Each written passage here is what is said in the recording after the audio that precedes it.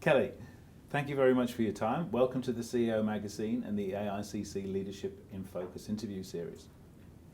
As part of the AICC's Leadership in Focus series, can you tell us a little bit about your relationship with and the strong support of the AICC, as well as how you started out with the Chamber?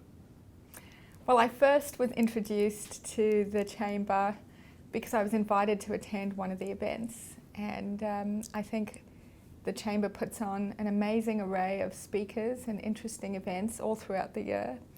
And as Commonwealth Bank has come to understand that range of speakers, it was important for us to participate and make sure that we provided our staff and customers with access to those speakers. Fabulous, thank you for that. In the modern world that we live in, every company is at risk of being disrupted, including CBA. What do you think is on the horizon for financial services, and how is CBA reacting to disruption? I think it's an exciting time for financial services. I think customers are more demanding than ever. They expect real-time information. They expect the latest and greatest apps and things available 24/7. And that's fantastic because it puts pressure on all providers in the industry, and including new startups, to come up with great ideas to make the customer experience better. A few of the emerging trends include things like blockchain technologies, which could change the way that money gets exchanged. Not just money, things like smart contracts promise a different world of how goods are exchanged and what chain of custody information looks like. And I think that could be very helpful in a range of daily functions that people are used to performing. There's also some exciting things happening in the areas of quantum computing, cybersecurity, privacy and data sharing. These are all areas that I think will change significantly over the next 5 to 10 years, and it's exciting to be a part of that. So at CBA, our view is that it's not a matter of if technology is going to change the offering, it's a matter of how technology is going to change the offering. And so we're committed to being a leader and at the forefront of that change. So we invest a lot in driving an innovative culture, encouraging our staff to come up with new and creative solutions that not just meet but exceed the needs of our customers.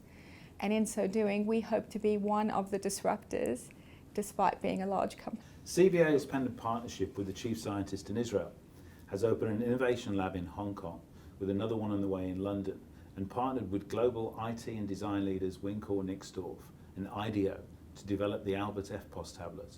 How does such a global focus on innovation advantage CBA? Well, no one has a monopoly on good ideas.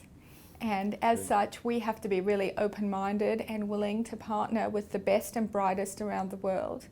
And we are. Whoever has great ideas that we can leverage for the benefit of our customers, we will work with. So we're particularly pleased to be working with the chief scientist.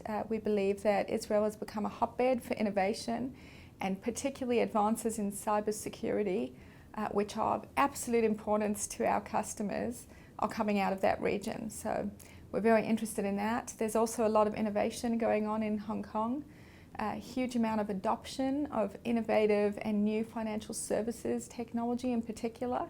So we think we can learn a lot from our presence over there.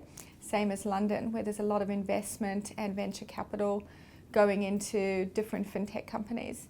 So all areas where we feel we have a lot to learn and borrow from. You head up the institutional banking and market business, which is an important offshore presence. What are you seeing from a capital flow perspective, and how is this likely to impact the Australian economy in the medium term? Australian businesses are as connected as ever with the global economy, particularly when it comes to capital raising. And Australia is a very attractive destination for foreign investment. While the US and the UK still dominate foreign investment in this country, there's been huge growth in other regions, particularly from Asia. So countries like China, Japan, Singapore are all investing significantly in Australia and across the board, whether it's in property assets, infrastructure, agriculture. It really is quite widespread and very exciting. And we're delighted to be working with our customers here and internationally to to make sure that those capital flows are seamless and that all our clients have access to the capital markets that they need when they need them, and that we can facilitate all of that happening really well and smoothly. Thank you. Global infrastructure deficits are set to drive economic development well into the future. According to B20 Infrastructure and Investment Task Force policy paper, over the next 15 years, the gap in economic infrastructure, transportation, power, water, telco, is forecast to reach $15 to $20 trillion. How do you see this challenge being overcome? And what do you see as the role of the private sector in all of this? Building infrastructure is a huge challenge for governments all around the world, and it's clear that there's a need and a demand for a lot more infrastructure. The challenge is how it can be afforded and done and sequenced in a way that isn't too disruptive. It also is a great stimulus to the economies in which this infrastructure is being built. So a very, very positive demand for infrastructure, but it cannot be done by governments alone. The private sector has a huge role to play in assisting to finance, build and deliver these large infrastructure projects globally. And it takes a lot to get these projects off the ground. Not only do you need a steady pipeline and visibility over time so that the competencies, including things like building skills, can be built up and then redeployed from project to project. You also need the right structure return for risk for all the participants in the value chain to make these projects viable and successful over very long time horizons.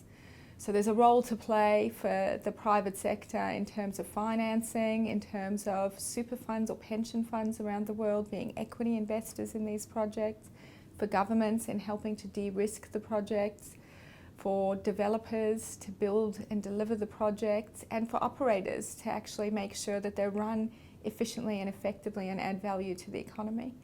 So very exciting times again, just in terms of infrastructure development globally. In the next 5 to 10 years, workforces will look very different from what they are today. What attributes are you looking for in your staff to ensure you are match fit for the future? Well, there's no substitute for passion in people, no matter what profession they're in. If they're passionate and love the subject matter, they're going to have the most open attitude to learning.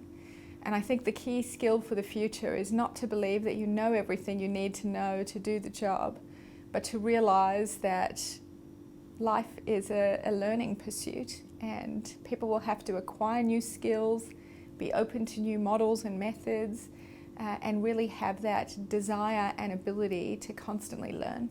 So that's the key skill that we're looking for at the moment. Thank you. CBA is recognised as a company that fosters a culture of innovation. How have you been successful in achieving this?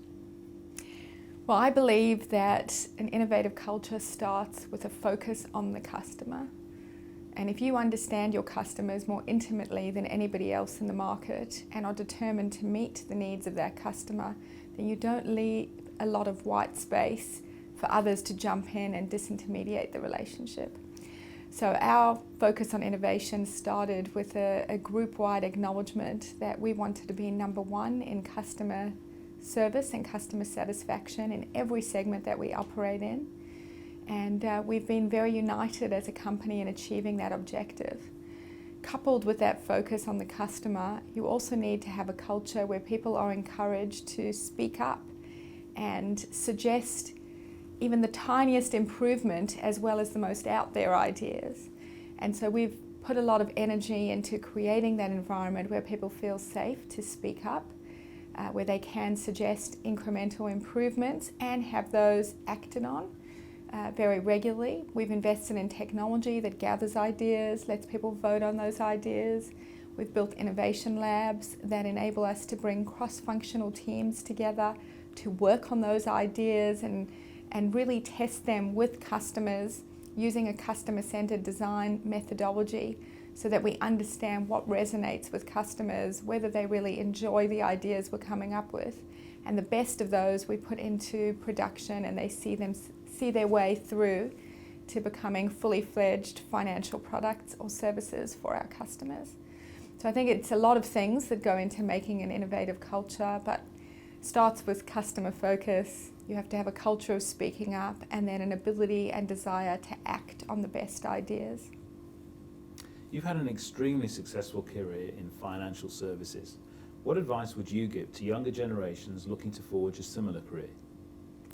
It's always hard to give advice in a general sense. I much prefer coaching people one-on-one and giving them advice that really works for them in their unique situation.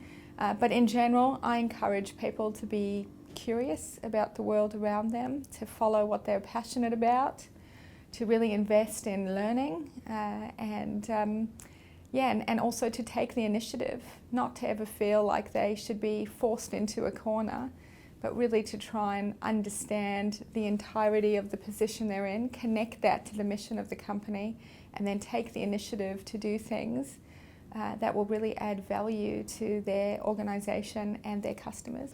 The Chamber has a role to play in gender diversity with the relationship it has forged with CEW.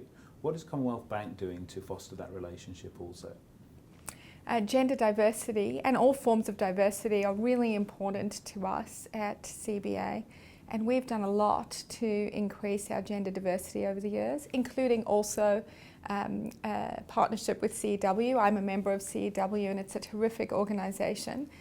There are several others as well.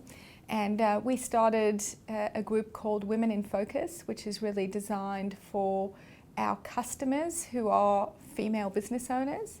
It's a really fantastic networking group. They help one another be successful in their own organisations. And we even hold a conference once a year, take everyone away, really get them focused on doing the best in business that they can do. Within CBA internally, gender diversity has also been a huge goal of ours, and increasing the number of women in senior leadership roles in particular. So we set a target a number of years ago to reach 35% of our most senior roles being occupied by women, and we achieved that last year. And we've subsequently raised the bar and want to achieve 40% in the next few years. Some of the initiatives we've put in place to help us achieve that are removing unconscious bias from our hiring and promotion processes.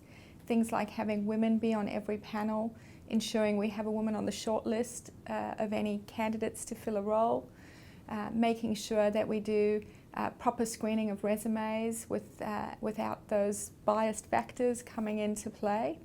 And then we've also got mentoring programs and career acceleration programs for our promising women talent in the organisation. So a lot of different things that we've done, including education. And so we're very proud of being a fantastic place for the best and brightest women to work. So Bayer Rosmarin, Group Executive for Institutional Banking and Markets for the Commonwealth Bank. Thank you very much indeed for your time. Thank you. Thank you.